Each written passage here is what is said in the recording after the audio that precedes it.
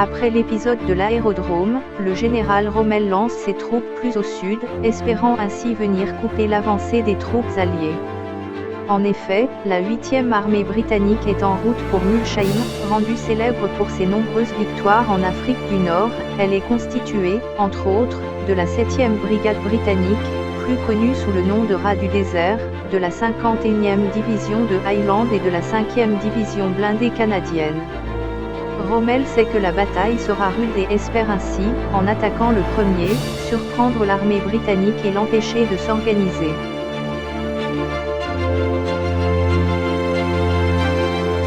À la grande surprise de l'Africa Corps, les troupes britanniques ont déjà installé quelques canons anti-chars.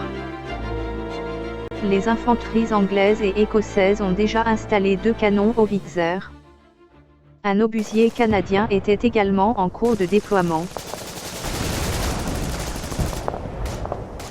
Malheureusement, le char Tigre ajuste son tir et détruit l'obusier canadien.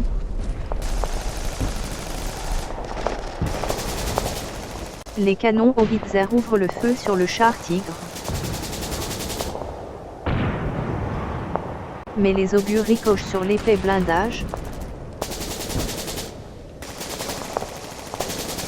Une nouvelle fois, le char Tigre prend le temps d'ajuster son tir et vient réduire au silence le premier canon Howitzer. Derrière, l'infanterie lance la charge.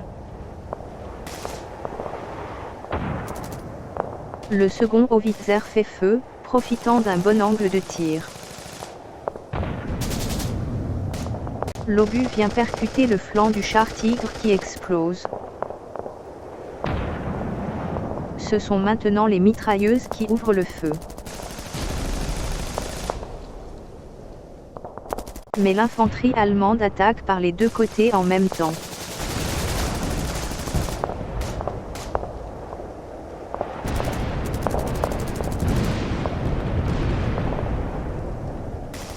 Venant rapidement à bout de l'infanterie britannique. La seconde ligne de défense alliée s'apprête à affronter l'infanterie allemande. L'opérateur radio appelle du renfort. L'infanterie allemande prend position derrière ce qu'il reste de la première ligne de défense britannique.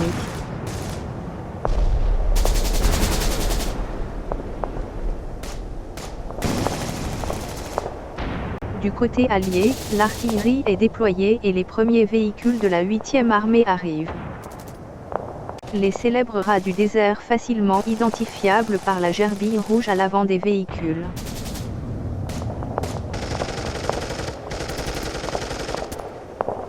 Les généraux arrivent en jeep et installent leur QG dans les ruines de ces deux maisons. Le général Montgomery commande la 8e armée britannique. La charge est également lancée du côté allié. Quasiment autant d'infanterie que de blindés dans cette division, les Allemands sont désormais face à plus fort qu'eux. L'avancée des troupes britanniques soutenues par le son des cornemuses. La première escouade allemande se replie rapidement vers l'aérodrome. L'infanterie se déploie sur toute la largeur du champ de bataille. Il va falloir tenir la position face à des troupes alliées toujours plus nombreuses. Un régiment de la Légion étrangère française est également présent dans les rangs britanniques. C'est donc un QG franco-britannique qui termine de s'installer à l'arrière. Les troupes allemandes vont vraiment avoir du mal à tenir la position. Également présent dans les rangs de la 8e armée britannique, ce n'est pas Indiana Jones mais un soldat australien facilement reconnaissable au chapeau. Les troupes alliées viennent déjà de regagner tout le terrain qu'avaient gagné les troupes allemandes. Les chars Centurion appuyant l'avancée. L'Africa Corps s'apprête à défendre l'aérodrome. Les troupes alliées vont devoir se préparer à essuyer un feu nourri de mitrailleuses. Anglais, Écossais, Australiens et Français se lancent à l'assaut des défenses allemandes. Profitant de la verdure pour se dissimuler et se protéger des tirs de mitrailleuses. Les chars Centurion passent à l'assaut.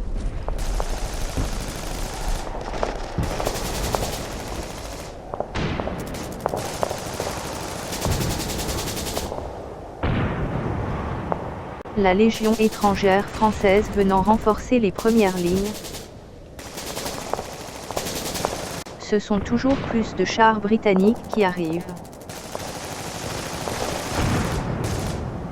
Qui pourrait arrêter cette impressionnante colonne?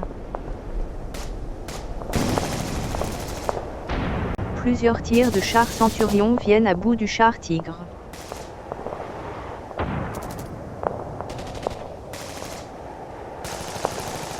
L'infanterie attaque sur la droite de l'aérodrome, venant se battre au corps à corps.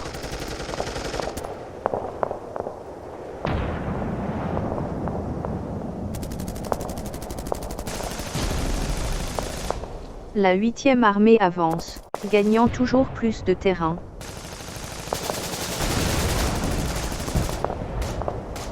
Beaucoup de pertes sont déjà à dénombrer dans les rangs de l'Afrika Korps. Le combat est d'une rare violence.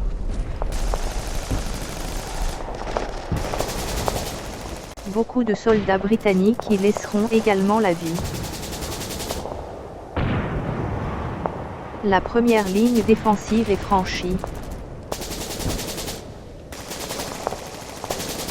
La Légion étrangère ne laissant aucun survivant sur son passage. L'infanterie s'engage maintenant derrière les fortifications. La colonne blindée continuant également son avancée. 3 chars Centurion prenant pour cible un bâtiment. Ce dernier s'effondre, anéantissant les soldats allemands qui étaient à proximité. L'opérateur radio informe le QG que l'aérodrome tombera bientôt. Sur les toits, les nids de mitrailleuses arrosent la zone, les grenades pleuvent sur les troupes alliées et un Panzerschreck ouvre le feu sur le premier char Centurion. Celui-ci ne résistera pas aux projectiles venant percuter le dessus du char à l'endroit où le blindage n'est pas le plus épais. Au QG allié, l'artillerie ouvre le feu sur les bâtiments de l'aérodrome. Toute l'infanterie allemande présente sur les toits est anéantie. L'intérieur des bâtiments est nettoyé au lance-flammes. Certains soldats allemands parvenant à prendre la fuite.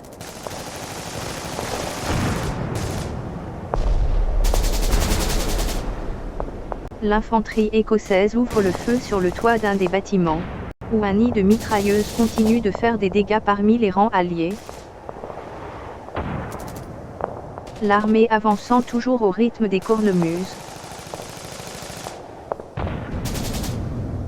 Les alliés s'engouffrant désormais dans l'aérodrome. Mais tout n'est pas encore gagné, certains bâtiments étant encore occupés. Et des dizaines de soldats ainsi que 2 chars Tigre s'efforçant encore de défendre l'aérodrome coûte que coûte. Le combat fait rage et les chars Centurion continuent leur avancée. L'infanterie avançant avec prudence car les mitrailleuses allemandes continuent d'arroser la zone.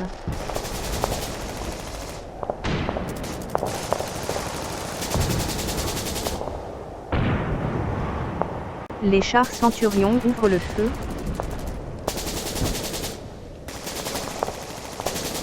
Et détruisent les 2 chars Tigre encore présents. Encore une fois, c'est quasiment au corps à corps que s'affronteront les 2 armées. Mais l'infanterie alliée est beaucoup plus nombreuse que l'Afrika Korps. Les soldats allemands n'ont cependant pas l'intention de se rendre. Une nouvelle charge est lancée.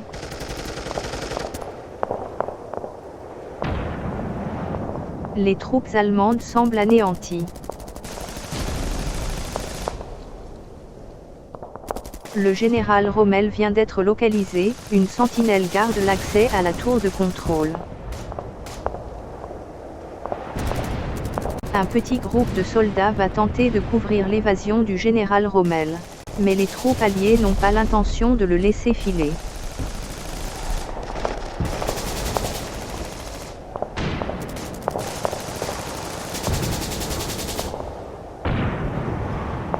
Plus que quelques troupes au sol pour défendre Rommel. Un lieutenant anglais élimine la sentinelle et se rend dans la tour de contrôle.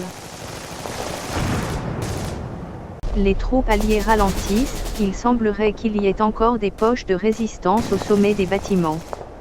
En effet, c'est encore un nid de mitrailleuses, un Panzerschreck ouvre le feu.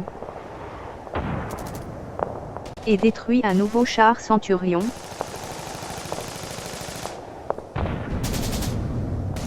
Deux autres chars Centurion se déploient. Et ouvrent le feu sur le bâtiment.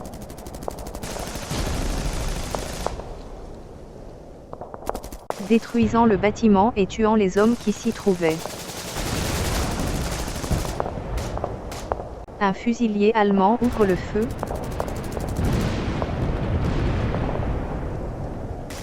Et abat plusieurs soldats anglais.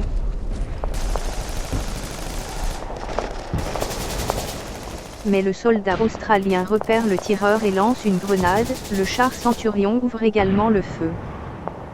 Détruisant l'hôpital de campagne allemand et tuant le tireur isolé. Dans son avancée, un char australien explose sur une mine anti-char. Immédiatement, un légionnaire stoppe l'avancée des troupes et appelle les démineurs. Les troupes alliées entament le déminage de l'aérodrome. Les généraux alliés se rendent sur place. Le général Rommel est arrêté.